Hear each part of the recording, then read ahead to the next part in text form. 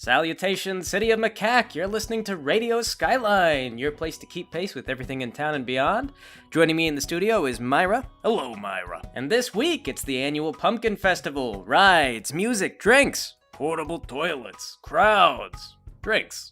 So many drinks. To be honest, it's worth going just for the beer competition. And the free samples. Not only is there a beer competition, but there's a barbecue competition as well, and I hear that this might be the last year that they're gonna do free samples on that. Well, okay, the free samples are the whole reason I never have to buy dinner when I go there. Where did you hear that?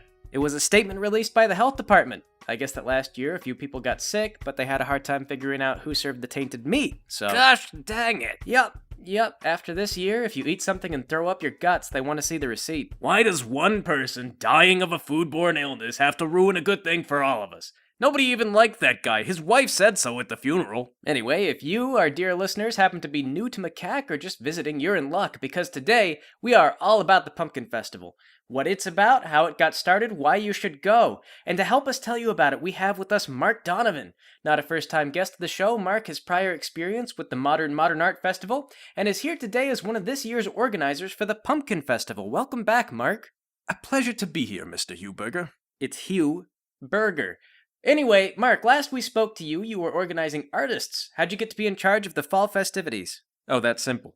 Two things. First, I have experience organizing events just like this one. And second, I'm wealthy, so all I can do is fail upward. Up to higher positions, you mean? Right. You see, I ran the smaller festival, and now I have festival running experience, so I've been hired to run this larger festival. After this, I'll be hired to run something even more important, maybe some sort of political office. Why do you say fail upward? Was the Modern Art Festival not successful? It was, until the painted elephant died, and then we were in the red. But now we know not to do that again. Oh, the elephant died? Tragically, yes, he did. And we didn't have elephant insurance. So I take it no elephant for the Pumpkin Festival. Actually, it's funny you ask, because there will be an elephant. We're going to dress it up as a giant pumpkin and let kids take pictures with it. This time, I did get elephant insurance, so you can see where the learning occurred. Sometimes I wish I was rich, so I could be in charge. It doesn't seem that hard, but I think it would be annoying. And then I think I don't really want to lead anything. Yes, leadership does require a certain je ne sais quoi. Narcissism. I'm sorry? Je ne sais quoi is French, meaning I don't know what. That's narcissism, that's the what. You have to crave personal validation and attention for this sort of thing. Oh, please, that's very cynical. Well, what do you think it takes? Well, the French phrase loosely means you just can't put your finger on it. I mean, we do these types of things for a sense of pride and personal accomplishment, right? You know, I suppose that's one way of looking at it. That's just positively connotated narcissism. Now, see here, during my time at Cornell, basic and advanced English courses were naturally a necessity. So, while I feel that we could delve into the academic principles of connotation, suffice to say that their primary function is to emotionally charge a description. So, from your verbiage, I can only assume that your intent is to offend me. If I was trying to offend you, I'd make fun of the shape of your head. Let's go to a commercial!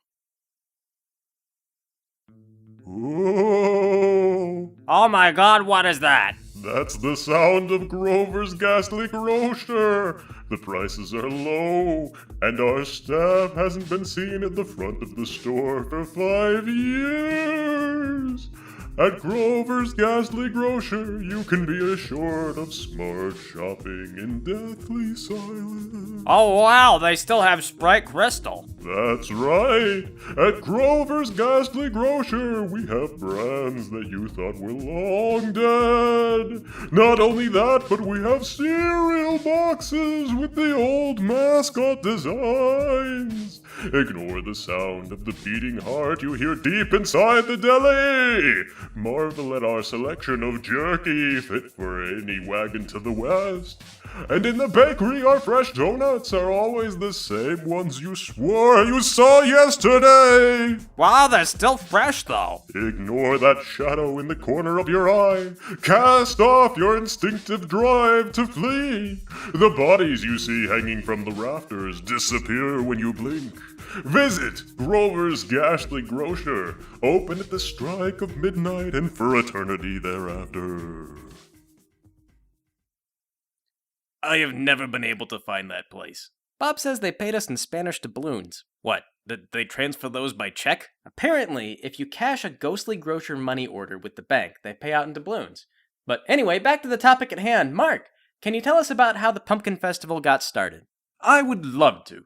It is what you may call a bumpkin's pumpkin tale. Are you blowing these amazing puns before the day of the festival? Oh, don't worry, I've got hundreds of them written on note cards, and at any rate, according to the folklore, the holiday celebrates the story of a domestic dispute. A local farmer used to come home sloshed every evening, but before Hallows Eve, he promised he'd help his wife carve the biggest pumpkin in the field. Excited, she hauled in the largest gourd that she could carry and left it sitting on the front porch. It wound up a terribly stark October, and the freezing conditions turned the pumpkin to ice. The husband, rarely home, forgot his promise, and after Hallows Eve had passed, the wife resolved to smash the pumpkin over the poor man's head. So she waited, lights dim, until a shadowy figure crept into her doorway. She raised the pumpkin up and slammed it down with all her might, killing the figure, causing him to crumple up dead in a heap at her feet. Surprised, having only intended to innocently concuss her husband, the woman set a lantern ablaze and found the downed figure was none other than the local banker, who was also drunk and had gotten lost somewhere out in the country. As it turned out, he had been intended to repossess the farmer's house, and thus slain, and assuming the house was his because he was going to repossess it, the farm was saved. And now, every year we celebrate to commemorate the occasion of good luck and happenstance. Wait, is that the story you're telling? Because the way I heard it, it was the husband with the pumpkin. He had a mistress and he was waiting for his cruel wife to come home. But the shadowy figure he killed with the pumpkin was his mistress. It's a story about how evil deeds punish themselves. If you think differently, I'll twist your arm right out of the socket. Jeez, is that what you guys heard? The story I know is one where the husband and wife team up against a gremlin that wanted to steal their baby, and the pumpkin is the only weapon they have. It's about ingenuity and using the resources at your disposal. And if you guys disagree, I will use your eye sockets as a bottle opener. First and foremost, for those listening at home, the Macaque Pumpkin Festival is a drinking holiday. The farmer is a drunk in every story that you hear. In my version, the gremlin's a drunk. Well, your version is wrong, you. So, historically, there have been quite a few tales, and in fact, we're encouraged to embellish and make up sections of the story for ourselves. Every year, drunken fights about which story is true is also kind of a tradition for the festival, although we make them organized and gentlemanly. Also, Hugh, you are incorrect, the farmer is always supposed to be drunk. We're still doing the drunk boxing ring after the kids go to bed, right? Well, I wouldn't be a good organizer if I turned my nose up at a traditional gentleman's dispute, and there is still a 3-drink minimum to enter the ring. And there's a bonus to whoever drinks the most before they enter the ring. That's good. No, those rules are sacred. You can't change those. If you're alarmed, those of you listening at home who haven't gone to this thing before, you don't have to jump in the ring. Don't feel afraid to stop by and look around. All you have to do is make up your own story of a frozen deadly pumpkin, then swear up and down it's the only story you've ever heard. There are some rules, however, that we lay down just as part of a city ordinance. For example, you're not allowed to tell an overly frightening nor crude story before the children's curfew, specifically not to children. If you're caught, that's a fine of $50 per child that you've mentally scarred. It gets steep really fast if you're not careful. I had a cousin who went home one year owing a fine of $750 to the city. Got a little too full of himself near the bounce castle. Yes, please stay away from the bounce castle with the liquor. We don't allow anyone who's had a drink to get in the bounce castle. It's important to keep this a family event, which means that we need to behave like adults until at least it's just us adults around. So, what other festivities have we got besides the storytelling and the boxing? The cider contest. Yes, the cider contest is a big favorite. We've also got activities for the kids. One of our more exciting attractions is the children's pumpkin catapult. They get to load a catapult with a pumpkin and launch it into a scarecrow. Of course, you gotta pay for the pumpkin on that one. You do, but then we collect the pieces of the pumpkin and give them a wash, then turn them into pumpkin pie, which you get to enjoy as we cook them throughout the day. And if you behead the scarecrow, you get a piece of pie for free. It's like one of those rigged carny games, though. It's kind of a waste of your money. The scarecrows are built like tanks. Yeah, no kidding. They're reinforced with rebar. Is that what's under there? Have you seen that? Yeah, I've seen them take the wrapping off, and there's just a bunch of rebar welded to the head, so the head never comes off. Well, it does still count if you can knock the canvas bag off the face. That works. Yeah, like you're gonna impact a canvas bag off of a rebar, whatever. It's still highway robbery. I mean, the kids love it, but it's just such a ripoff. If you ask me, the whole thing, it's educational. It teaches children physics. I mean, they're not really gonna learn physics unless mom or dad slows down to stop the fun and explain it. They're learning the house always wins. That's what they're learning. It's more attractive for the parents if we call it a science. They think they're doing something good for the kids. And if you don't enjoy losing a carnival game, we've got an adult version of the pumpkin catapults with at least one guaranteed winner. And speaking of guaranteed winners, we've got to take a break for another commercial. Yo! This is Slick Sam, and you gotta catch me at this year's Pumpkin Festival because I got a booth set up that'll cover everything you want to see. I got pumpkins in the back and devices to smash them up. And while I have a court injunction preventing me from selling anything oil-based or the color blue, I tell you I can make a mean pumpkin pie. Not only that, but I got my own recipe for pumpkin beer, dried pumpkin seeds, and a sort of pumpkin-based barbecue rub. That last one is very experimental, so you definitely want to come by and try it so I can maximize my sample size. But now you're thinking, Sam, what I really wanted to do was check out the Catapult contest. Well, me too. I am obsessed with the Catapult contest, and I have built dozens of pumpkin catapults, and I'm ready to sell the surplus to you.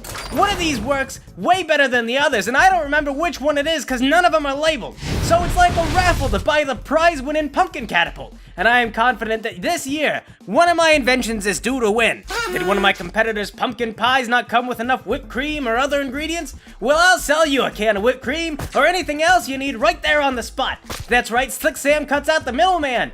And if you want to buy time at my oven or grill, I'm willing to rent that out too. Nothing is too essential to lease. I'm spread across at least 6 different business ventures this year as it is, and every one of them's a sure winner. And of course, don't miss my telling of the Pumpkin Festival legend live on stage. I've been working for months to make this the most exciting story that you have ever heard. It's got dozens of twists and turns and 6 alternate endings, so not even I know how it's gonna wrap up. Want me to wear a shirt advertising your store or brand while I'm up there on the stage? Well, I'm selling the ad space, and it's worth every penny. So get excited, get ready for the festival, and look for Slick Sam, participating this year in every competition in every category, open until I pass out in a field. Slick Sam's!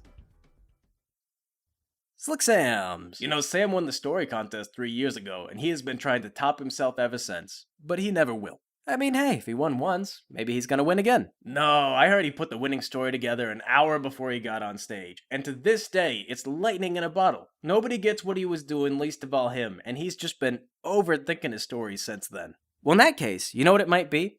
It might be that he did so well that one year that now everybody expects better from him, and he's just having an impossible time living up to the hype. Right, because a year's a lot of time to build something up in your head. Did you catch a story from last year?